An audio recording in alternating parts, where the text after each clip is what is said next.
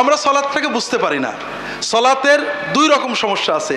কিছু মানুষ সালাত আদায় করেন না, নামাজ পড়েন না, আছে নাকি? এবং বলেন নামাজ না পড়লে কি হয়, ইমান ঠিক আছে। হ্যাঁ, তো ভাইরা, নামাজ না পড়লে ইমান ঠিক আছে এই রকম মুসলমান বাংলাদেশে বেশি থাকলে আমাদের হুজুরদের লাভ। কথা বোঝেননি? কি জন্য? নামাজ যারা পড়ে না সাধারণত একটু অস্থির হয়, ছোট বড় বিপদ আপদে খুব ভয় পেয়ে যায়। ছেলের অসুখ হোক আর গরুর অসুখ হোক, মামলা হোক আর যাই হোক, বিপদ আপদ হইলেই চিন্তায় পড়ে যায়। ওর ইমান আছে, মনে করে যে আল্লাহ কাটাতে পারে, কিন্তু আল্লাহর কাছে কি করে চাইতে হয় ও বোঝে না, নামাজ কালাম তো পড়ে না। এই জন্য সঙ্গে সঙ্গে পকেটে 200, 500, 1000, 2000 টাকা নিয়ে একটা মুরগি, ছাগল, 2 কেজি মিষ্টি নিয়ে আমাদের কাছে চলে যায়। বোঝেন না? আমিও ভাগের ভাগ পাই। তাহলে বেনামাজি মুসলমান বাংলাদেশে বেশি থাকলে আমাদের কি লাভ?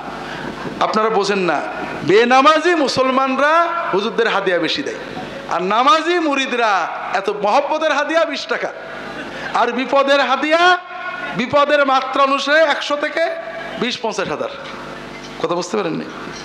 তাহলে বেনামাজি মুসলমান বাংলাদেশে বেশি থাকলে আমাদের কি আর আপনাদের লস? একটু বোঝেন, একটু মন দিয়ে বোঝেন। প্রথম লস, নামাজ না পড়লে ইমান ঠিক থাকে, এটা কথাটা ঠিক না। নামাজ না পড়লে ইমান ঠিক থাকে না, অল্প বেশি নষ্ট হয়। 2 নম্বর কথা, যদি ইমান ঠিক থাকতো বিপদে পড়ে ডাকবেন কার? চলে গেলেন আমার কাছে, তো এখানেও তো ইমান নষ্ট হয়ে গেল। আপনি আমার কাছে দোয়া শিখতে যাইতে পারেন যে বিপদে পড়েছি, এরকম বিপদে কোন দোয়া পড়তে হয়, অমুকের কাছে যে ফোন করে বা জেনে আসি, সেটা ভিন্ন কথা। কিন্তু আপনি বিপদে পড়ে আল্লাহকে না ডেকে একবারও আল্লাহর কাছে বললেন না, আমার কাছে দৌড়ালেন, এটা তো ইমান গেল। 2 নম্বর, আপনার এই যে টাকা এবং মুরগি বা ছাগল, এটাও তো গেল। ওটা আপনি খাইলে, আপনার বাচ্চারা খাইলে উপকার হতো। এরপরে যেটা, যে জন্য আপনি ইমানও নষ্ট করলেন, টাকা পয়সা নষ্ট করলেন, সেটা হলো আপনি কি হেরার আলোয় আলোকিত হতে চান? আপনি কি সুন্নার আলোকে জীবন গড়তে চান? প্রফেসর ডক্টর খন্দকার আব্দুল্লাহ জাহাঙ্গীর রচিত কোরআন সুন্না ভিত্তিক জীবন ঘনিষ্ঠ বইগুলো পড়ুন, সুন্দর জীবন গড়ুন। ইসলামী আকিদা, হাদিসের নামে জালিয়াতি, ইহয়াউস সুনান, রাহে বেলায়েত সহ আরো অনেক বই। কোরআন সুন্নার সাথে থাকুন, জীবন বদলে যাবে। যোগাযোগ আর সুন্না ট্রাস্ট 01715400640। যেন কাটে। আপনাদের অভিজ্ঞতায় বলেন তো, হুজুরের নামাজ কালাম পড়ে না, প্রতি একবার যে হুজুরের 2টো ছাগল দিয়েছে আর কোনো বিপদ আপদ হয় না, এরকম কেউ আছে আপনাদের আশেপাশে? আর কোনো বিপদ আপদ নেই, একবার ছাগল দিলে বিপদ কেটে যায়, আর জীবনে হয় না? আছে? হ্যাঁ, নেই। ও বিপদ থেকেই যায়, প্রতি বছর হাদিয়া দেয়, প্রতি বছর ছাগল দেয়, এবং প্রতি বছরই বিপদ আসেই আসে, তাই না? তাহলে আপনি যে জন্য ইমানও নষ্ট করলেন, টাকাও নষ্ট করলেন, সে বিপদও তো রয়ে গেল। কিন্তু যদি আপনি নামাজ পড়তেন কি হতো?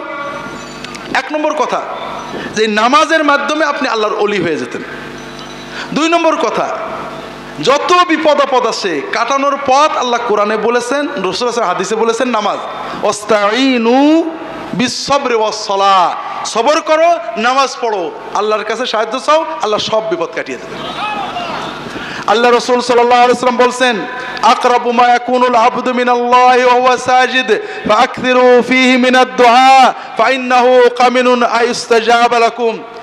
আল্লাহর বান্দা যখন নামাজে আল্লাহ তাআলাকে সাজদা করে, তখন সে আল্লাহর সবচেয়ে কাছে চলে যায়, আল্লাহর সাথে তার নৈকট্য দিদার হয়। ওই সাজদার সময়ে বান্দা আল্লাহর কাছে যা চাইবে আল্লাহ কবুল করে নেবেন। কাজে আপনি যদি নামাজ পড়তেন, নামাজের সেজদায় আল্লাহ তাআলার কাছে চাইতে পারতেন, নামাজ পড়ে আল্লাহর কাছে কাঁদতে পারতেন, আপনার সব বিপদ কেটে যেত। শুধু তাই নয় ভাই, একটা কথা ভালো করে মনে রাখেন, যে আল্লাহ যদি কোনো মা তার বাচ্চাকে বলে, খবরদার আমাকে মা ডাকবি না, দূর হয়ে যা, আর কোন দূর খাদ দেবো না, সে মা কি সত্যই চায় যে ছেলে দূর হয়ে যাক? না, মা চায় যে বাচ্চা চলে আসুক, ঠিক না? হ্যাঁ, আল্লাহ যখন আমাদের ছোটখাটো বিপদ দেন, কি জন্য দেন? এই জন্য না যে আমরা অন্য জায়গায় যাই, এই জন্য দেন যে বান্দা আমাকে ডেকে ওর মনটা সাফ হয়ে যাক, ঠিক না? আল্লাহ তাআলার জন্য কাঁদতে হয়। জান্নাতের মহব্বতে কাঁদতে হয়, আল্লাহর মহব্বতে কাঁদতে হয়, দোজখের ভয়ে কাঁদতে হয়। আমাদের অন্তর শক্ত হয়ে গিয়েছে, দোজখের ভয়ে চোখে পানি আসে না, আল্লাহর মহব্বতে, নবীজি সাল্লাল্লাহু আলাইহি ওয়াসাল্লামের মহব্বতে চোখে পানি আসে না। কিন্তু ছেলের মহব্বতে ছেলের অসুখে চোখে পানি আসে, মায়ের অসুখে চোখে পানি আসে, বিপদ আপদে জুলুমে কষ্ট আছে। আমি আল্লাহর কাছে হাত তুলেছি, আল্লাহ এই কষ্টে আছি, চোখ দিয়ে পানি পড়েছে, মায়ের কথায়, ছেলের কথায়, বউয়ের কথায়, স্বামীর কথায়, দুনিয়ার জন্য আল্লাহর কাছে কাঁদবো, ওতেও আল্লাহর ওলি হয়ে যাব। কাঁদছি তো মালিকের কাছে, কথা বোঝেননি? বিপদ হয়েছে, আমার পা জড়ায় ধরে কানলেন চোখের পানিতে, কি হলো? কিছুই হলো না, আপনি মালিকের কাছে কাঁদেন। একটা কথা বলি ভাই, আমার জীবনে এরকম অনেকগুলো ঘটনা আমি দেখেছি, নিজে জেনেছি। আমার এক ভাই, ইসলামিক টিভিতে যখন প্রোগ্রাম করতাম, এক ভাই এসে হাজির, হুজুর বড় বিপদে আছি, ঢাকার বিজয়নগরে বাড়ি, কয়েক কাঠা জমি ছিল, কয়েক কোটি টাকার সম্পত্তি, হাই রাইজ বিল্ডিং করবেন বলে এক ডেভেলপারকে দলিল দিয়েছেন। ডেভেলপার দলিলও দিচ্ছে না, টাকাও দিচ্ছে না, এগ্রিমেন্টও করছে না, অর্থাৎ জমিটাই মারিং হওয়ার পথে। অনেকেই বলছে অমুক পীর সাহেব হুজুরের কাছে যাও, তদবির করে দেবে, জেন দিয়ে আদায় করে দেবে। এখন ইসলামিক টিভি শুনে আমরা বলি যে এগুলো জায়েজ না, আসছে ছুটে, হুজুর আমি সেরেকি করতে চাই না, কিন্তু খুব বিপদে আছি হুজুর, সুন্নত তরিকায় কি এর কোনো উদ্ধার আছে? ঠিক আছে, রাখো। আমি বললাম যে ভাই আসলে এই রকম বিপদে, ঠিক পার্টিকুলার এইরকম বিপদে সুন্নতের কিছু আছে আমার জানা নেই, তো মানুষের জুলুম থেকে বাঁচার জন্য, মানুষের ক্ষতি থেকে বাঁচার জন্য কিছু দোয়া রাসূলুল্লাহ সাল্লাল্লাহু আলাইহি ওয়াসাল্লাম বলেছেন। আমার রাহেবিলাতে আনতে বললাম, কয়েকটা দোয়া, 3টে না 4টে দোয়া দাগ দিয়ে দিলাম। ওই ভাই চলে গেলেন, ওনাকে বলে দিলাম সবসময় দোয়া করবেন, তবে শেষ রাত্রে তাহাজ্জুদের দোয়া আল্লাহ কবুল করে, যদি সম্ভব হয় শেষ রাতে উঠে তাহাজ্জুদের সাজদায় তাহাজ্জুদ পড়ে হাত তুলে 5 ওয়াক্ত নামাজের শেষে সালামের আগে দোয়া মাসুরাই, সালামের পরে আল্লাহর কাছে এই দোয়াগুলো বলে কানবেন, হয়তো বা আল্লাহ ছাড়িয়ে দিতে পারে।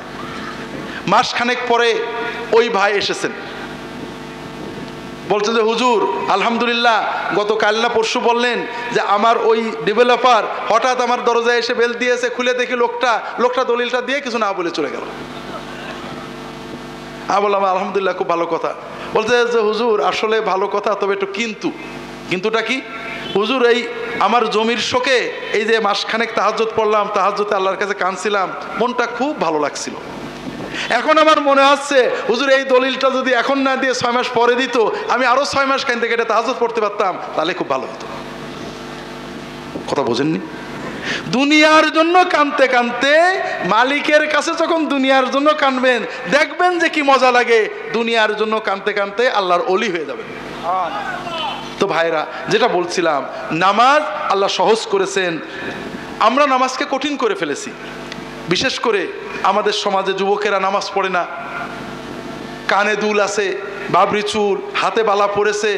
আমরা যদি এই অবস্থায় কেউ মসজিদে যাই, তার দিকে খুব খারাপ দৃষ্টিতে তাকাই, ঠিক না ভাই?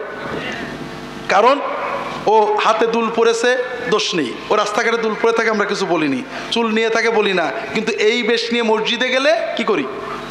তার মানে ওর সবচেয়ে বড় অপরাধ হলো মসজিদে যাওয়া। তুই যা করবি কর, কিন্তু মসজিদে আসিস না। এটার নাম ইসলাম নাকি ভাই? ও চুল রেখেছে, দুল পড়েছে, কোনোটা মাকরু, কোনোটা নাজেজ, কোনোটা গুনাহ হবে, কোনোটাই হবে না, কিন্তু সবচেয়ে বড় গুনাহ হলো নামাজ না পড়া, ঠিক না? কাজে ওকে যেভাবে আসে মসজিদে আসতে দেন, অন্তত নামাজটা পড়ুক, ওর জন্য দিনের সহজ বিষয়টা বুঝান। অনেকে বলে যে হুজুর দোয়া জানি না, নিয়ত জানি না, নামাজ পড়ি না, অনেক রকম আছে। আল্লাহর নামাজ কত সহজ করেছেন, আপনি যতটুকু জানেন, কিছু না জানেন সুবহানাল্লাহ বলেও যদি নামাজ পড়েন, আল্লাহ 16 আনা সওয়াব দিয়ে দেবেন।